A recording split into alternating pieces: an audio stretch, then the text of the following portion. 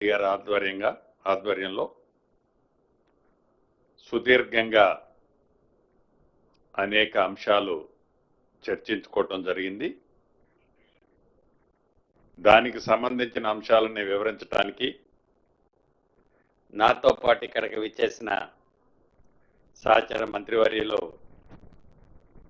మిత్రులు శ్రీహరి గారు, అదే రకంగా గౌరవ పార్లమెంటు సభ్యులు పెద్దన్న బలరాం నాయక్ గారు, ఈ కార్యక్రమంలో పాలు పంచుకుంటున్న మీడియా మిత్రులందరికీ మనస్ఫూర్తిగా హృదయపూర్వక నమస్కారం. ప్రధానంగా మొదటి నుంచి చెప్తున్నట్లు రైతును రాజు చేసే దాంట్లో రైతును పండించిన ప్రతి పంటని ఈ రాష్ట్ర ప్రభుత్వం కొనుగోలు చేసే దాంట్లో ఎన్ని ఆర్థిక ఇబ్బందులు వచ్చినా వాటన్నిటినీ ఎదుర్కొంటూ రైతుని రాజు చేయాలి అనే తపన, ఆ విషయంలో ఈరోజు కనీ విని ఎరగని రీతిలో ఈ వర్షాకాలపు వరి పంట అద్భుతంగా దిగుబడి రాబోతుంది. సుమారుగా ప్రాథమిక అంచనాలను బట్టి 1.48 lakhs మెట్రిక్ టన్స్ ధాన్యం రైతన్నలు పండించారు. దీంట్లో ఇప్పటి వరకు దేశంలో ఉన్న ఏ రాష్ట్రంలో కూడా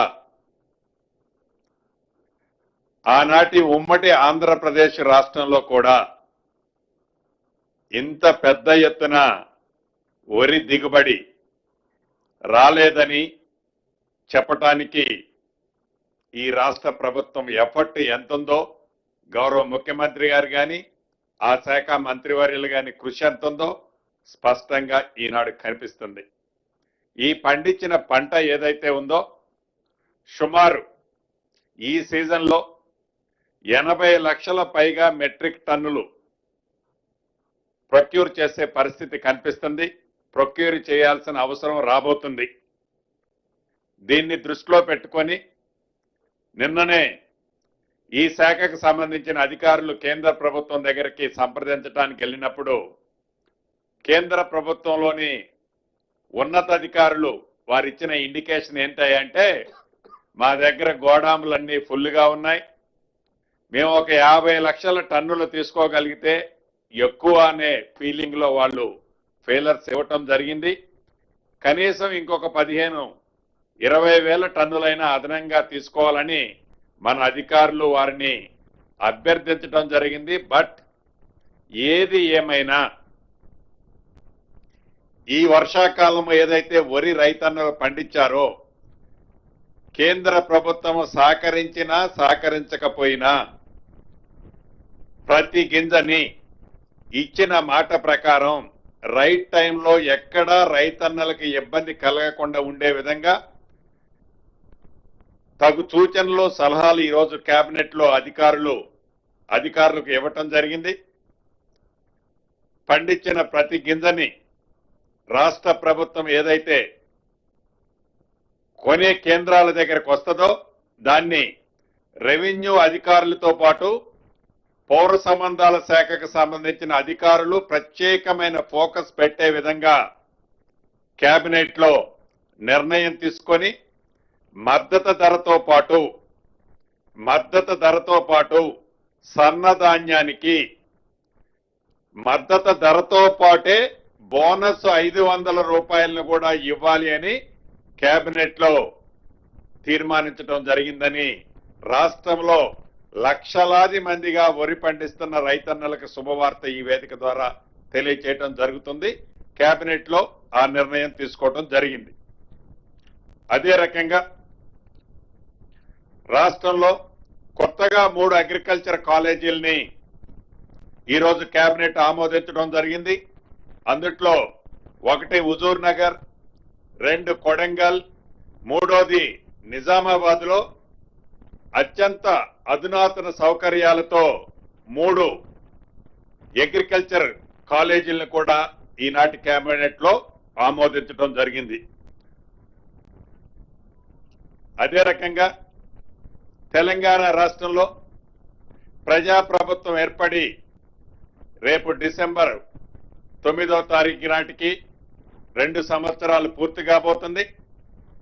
ఈ ప్రజాపాలన 2 సంవత్సరాలు పూర్తవుతున్న సందర్భంగా ఏవైతే ఉత్సవాలుంటాయో దానికోసం ఒక కేబినెట్ సబ్ కమిటీని కూడా ఏర్పాటు చేయడం జరిగింది ఈరోజు ఈ కేబినెట్ లో.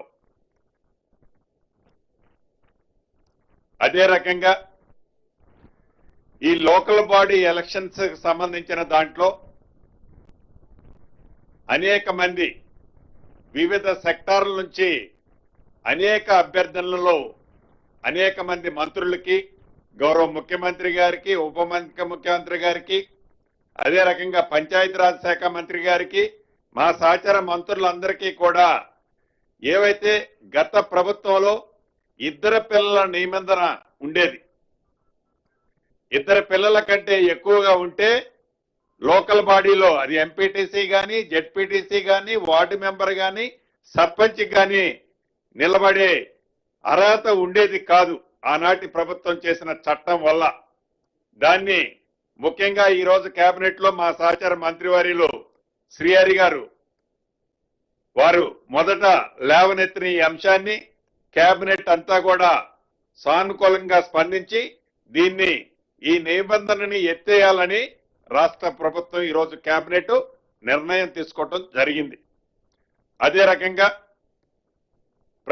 ఈ ప్రజా ప్రభుత్వంలో ప్రభుత్వానికి కావాల్సిన అనేక సెక్టార్లకు కావాల్సిన ల్యాండ్స్ ను కూడా రాష్ట్ర ప్రభుత్వం వాటి అలొకేషన్ చేయడం జరిగింది.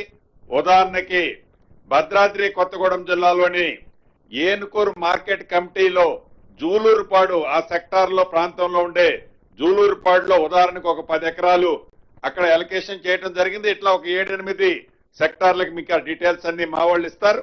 7-8 సెక్టార్ కి ల్యాండ్ కూడా అలొకేషన్ చేయడం జరిగింది. దీంతో పాటు ప్రముఖ ఏదైతే నల్సర్ విశ్వవిద్యాలయం, లా విశ్వవిద్యాలయం ఏదైతే ఇక్కడ మన దగ్గర ఉందో అక్కడ ఒక 7 ఎకరాల స్థలాన్ని గతంలో ఇచ్చిన దానికి అదనంగా ఒక 7 ఎకరాల స్థలాన్ని కూడా ఈ రోజు ఈ కేబినెట్ లో వారికి ఆ యూనివర్సిటీకి ఇవ్వడానికి అంగీకరించడం జరిగింది. దీనితో పాటుగా గతంలో స్థానికులకు 25% సీట్లు ఇచ్చే కార్యక్రమం దాంట్లో ఒప్పందం ఉంది. ఆ 25% ఇప్పుడు కేబినెట్ లో 50% పెంచాలని కూడా కేబినెట్ తీర్మానించడం జరిగింది. అదే రకంగా ఇక సుదీర్ఘంగా హైదరాబాదు మెట్రో రైలుకు సంబంధించిన అంశం చాలా సుదీర్ఘంగా చర్చించాం. పలు విధాలుగా చర్చించిన తర్వాత ఏదైతే ఈ మెట్రో రైలు గతంలో పార్ట్ ఏ కింద కొంత కన్స్ట్రక్షన్ అయింది. ఇక్కడ 2A 2P కింద ఇంకా 2 సెక్టార్లు ఎక్స్టెన్షన్ చేయాల్సిన అవసరం ఉంది. ఇది రాష్ట్ర ప్రభుత్వము ఏదైతే ఎస్టిమేట్స్ అంటే ప్రపోజల్స్ ని కేంద్ర ప్రభుత్వానికి పంపించిన సందర్భంలో కేంద్ర ప్రభుత్వం ఏవైతే కొర్రీస్ పెట్టిందో ఆ కొర్రీస్ లోని అంశాలు మొదట ఫేజ్ లో ఏదైతే ఎల్ఎన్టీ కట్టిన ఏరియాకి సంబంధించిన అంశం కేంద్ర ప్రభుత్వం పెట్టిన షరతుల్లో అది ఒక అడ్డిలుగా ఏర్పడిన కారణంగా అది కేంద్ర ప్రభుత్వం గాని రాష్ట్ర ప్రభుత్వం గాని దాన్ని టేక్ఓవర్ చేయాల్సిన పరిస్థితి వచ్చింది. దాన్ని దృష్టిలో పెట్టుకొని దీనికి సంబంధించిన ఫైనాన్షియల్ వైబిలిటీస్, టెక్నికల్ వైబిలిటీస్, ఈ కొర్రీస్ ఏదైతే సెకండ్ ఫేజ్ 2A 2Bకి సంబంధించిన అంశాలు సుమారుగా 35-36 వేల కోట్లు ఫర్దర్ ఎక్స్టెన్షన్ చేయాల్సిన ఎస్టిమేట్ కాస్ట్ తో ఉన్న 2A 2B ఎక్స్టెన్షన్ సంబంధించిన దాన్ని సంబంధించి ఆ వైబిలిటీ దానికి సంబంధించిన దాంట్లో ఈ ఎల్ఎన్టీకి సంబంధించింది కూడా ఏదైతే ప్రైమరీ డిస్కషన్స్ జరిగాయో ఈ ప్రైమరీ డిస్కషన్స్ ఫైనాన్షియల్ వైబిలిటీస్ ఇతరత్ర అంశాలన్నిటినీ క్షుణ్ణంగా పరిశీలించడానికి అధికారులతో కూడిన సిఎస్ చైర్మన్ గా ఆర్థిక శాఖ ముఖ్య కార్యదర్శి, ఎంఐయుడి కార్యదర్శి, law secretary, metro rail MD, urban transport advisers, మిగిలిన ఉన్నతాధికారులతో ఒక కమిటీని కాన్స్టిట్యూట్ చేయటానికి ఈ రోజు కేబినెట్ ఆమోదం తెలపటం జరిగింది. ఈ కమిటీ ఏ కమిటీ అయితే సిఎస్ గారి చైర్మన్ గా అధ్యక్షులుగా ఒక కమిటీని కాన్స్టిట్యూషన్ చేయటానికి కేబినెట్ ఆమోదించిందో ఆ కేబినెట్ ప్రైమరీగా ఒక ఎలాబరేటెడ్ గా ఒక ప్రిపరేషన్ అయిన రిపోర్ట్ ని కేబినెట్ సబ్ కమిటీ ఏదైతే మొబిలైజేషన్ సబ్ కమిటీ ఉందో ఈ మొబిలైజేషన్ సబ్ కమిటీ అంటే డిప్యూటీ సీఎం గారు దానికి చైర్మన్ గా ఉంటారు, డిప్యూటీ ముఖ్యమంత్రి గారు. ఆ కమిటీకి ఈ కేబినెట్ ఉన్నతాధికారులతో కూడిన కమిటీ ఆ కేబినెట్ సబ్ కమిటీకి ఆ రిపోర్టును సబ్మిట్ చేసిన తర్వాత ఆ కేబినెట్ సబ్ కమిటీ అది కేబినెట్ కి వచ్చిన తర్వాత దాని మీద ఒక నిర్ణయం తీసుకొని మళ్ళీ ఇన్ డీటెయిల్ వైబిలిటీస్ ఇతరత్ర మళ్ళీ వాళ్ళకి క్లియరెన్స్ ఇచ్చే కార్యక్రమాన్ని చేపట్టడం కోసం కేబినెట్ సబ్ కమిటీ సిఎస్ గారితో ఏర్పాటు చేయడానికి ఈ రోజు కేబినెట్ అనుమతించడం జరిగిందని మీ ద్వారా రాష్ట్ర ప్రజలకి తెలియజేయడం జరుగుతుంది. అదే రకంగా రాష్ట్ర వ్యాప్తంగా R&Bకి సంబంధించిన 5,566 కిలోమీటర్లని సుమారు 10,547 కోట్ల రూపాయలతో హ్యామ్ మోడ్ లో రాష్ట్ర కేబినెట్ టెండర్లు పెట్టుకోవడానికి హ్యామ్ మోడ్ లో కేబినెట్ ఆమోదించింది. ఏవైతే రాష్ట్రంలో అది మండల హెడ్ క్వార్టర్ నుంచి డిస్ట్రిక్ట్ హెడ్ క్వార్టర్ కానివ్వండి, డిస్ట్రిక్ట్ హెడ్ క్వార్టర్ నుంచి స్టేట్ హెడ్ క్వార్టర్ కానివ్వండి, ఇంకా ముఖ్యమైన టూరిస్ట్ ప్లేసులు, లేకులు, ఇతరత్ర ప్రాంతాల్లో ఏవైతే ముఖ్యమైన ప్రదేశాలు ఉన్నాయో కొన్ని 2 లైన్స్ కింద, కొన్ని 4 లైన్స్ కింద, కొన్ని 3.5 మీటర్స్ ఉన్నది 6 మీటర్స్ కింద వైడన్ చేసే కార్యక్రమం చేపట్టే దాంట్లో 5,566 కిలోమీటర్లు సుమారు 10,547 కోట్ల రూపాయలతో రాష్ట్ర కేబినెట్ హ్యామ్ మోడ్ లో టెండర్లు పిలుచుకోవడానికి R&Bకి క్లియరెన్స్ ఇవ్వటం జరిగిందని కూడా రాష్ట్ర ప్రజలకి ఏవైతే R&B రోడ్లతో అస్తవ్యస్తంగా గుంటల మయంతో ఉన్న రోడ్లని గత ప్రభుత్వంలో నిర్లక్ష్యానికి గురైన ప్రాంతాల్లో ఉన్న రోడ్లని పూర్తి స్థాయిలో ఇంప్రూవ్ చేసే కార్యక్రమం ఈ హ్యామ్ మోడ్ లో రాష్ట్రంలో ఉన్న అనేక రోడ్ల ద్వారా ప్రజలకి సామాన్యులకు కూడా ఇది మెరుగైన ట్రాన్స్పోర్ట్ ఉపయోగకరంగా ఉండే విధంగా ఈ రోడ్లు ఉపయోగపడతాయని కూడా తెలియజేస్తున్నాను. అదే రకంగా కృష్ణా వికారాబాద్ బ్రాడ్గేజ్ లైన్ మార్గంలో అంటే మన మంత్రి గారు నియోజకవర్గం వస్తుంది, దానికి ఆ రైల్వే లైన్ కి సంబంధించిన ల్యాండ్ ఎక్విజిషన్ మనం చేసి ఇవ్వాల్సింది కేంద్ర ప్రభుత్వానికి. దానికి 438 కోట్లు సుమారు 845 హెక్టార్ల భూమి కోసం ల్యాండ్ ఎక్విజిషన్ పర్పస్ కోసం 438 కోట్ల రూపాయలకు సంబంధించిన అంశాన్ని కూడా ఈ రోజు కేబినెట్ ఆమోదం తెలపడం జరిగింది. అన్నిటికంటే ఒక మంచి కార్యక్రమం మున్ననూరు శ్రీశైలం ఎలివేటెడ్ కారిడార్ అంటే శ్రీశైలం వెళ్ళేటప్పుడు ఆ కోర్ అర్బన్ ఫారెస్ట్ ఏదైతే ఉందో రిజర్వ్డ్ ఫారెస్ట్ దాంట్లో సుమారు 7,500 కోట్ల రూపాయలతో రాష్ట్ర కేంద్ర ప్రభుత్వాల భాగస్వామ్యంతో సుమారు 75 కిలోమీటర్ల పొడవుతో ఈ హై లెవెల్ కారిడార్ ని ఎలివేటెడ్ కారిడార్ ని కూడా ఈ రోజు రాష్ట్ర కేబినెట్ ఆమోదం తెలపడం జరిగిందని మీ ద్వారా రాష్ట్ర ప్రజలందరికీ తెలపడం జరుగుతుంది.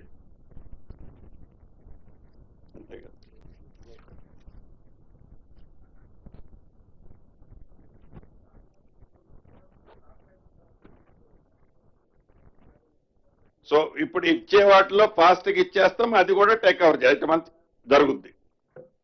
ఇప్పుడు యాజ్ ఇట్ ఈజ్ గా మద్దతు ధరతో పాటు ఏదైతే ఉందో దానితో పాటే కలిపే ఈ బోనస్ కూడా సన్నవాళ్ళకి ఇవ్వటం జరుగుద్ది. ఈరోజు వచ్చిన మెయిన్ ఐటమ్స్ ఈరోజు అయ్యేనన్న. అదే రకంగా నెక్స్ట్ క్యాబినెట్ ఈ నెల 23వ తారీఖు మళ్ళీ నెక్స్ట్ క్యాబినెట్ కూడా డేట్ ఫైనల్ చేయటం జరిగింది. ఈ క్యాబినెట్ లోనే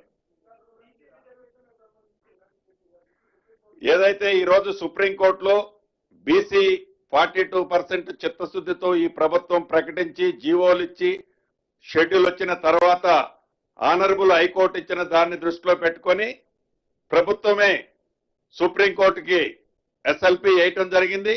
అది ఈరోజు ఉదయం మధ్యాహ్నం డిస్మిస్ అయిన సంగతి తెలుసుకున్నాం. ఆ వివరాలన్నీ వచ్చిన తర్వాత 23వ తారీఖు నాడు దాని మీద డిస్కషన్ ఉంటుంది కేబినెట్ లో. అంటే అసలు ఈ ఆర్డర్ ఏమిచ్చింది, సుప్రీంకోర్టు ఏమన్నదో చూడకుండా, పోయినసారి హైకోర్టు ఇచ్చింది కూడా చూడకుండా మనందరం మీడియా మిత్రులు అందరూ తలొక అభిప్రాయం ఉండేది. అలా కాకుండా కోర్టు డిస్మిస్ చేసినా ఇచ్చేటప్పుడు ఏం కామెంట్ చేసిందో ప్రాపర్ గా చూసిన తర్వాత రాష్ట్ర ప్రభుత్వం కానీ లీగల్ గా కానీ ఇతరత్ర చర్చించి మిగతా సంఘాలతో కూడా చర్చించి రాష్ట్ర ప్రభుత్వం తగు నిర్ణయం తీసుకుంటుంది. అటువంటిది ఏం జరగలేదన్న. Okay, thank you.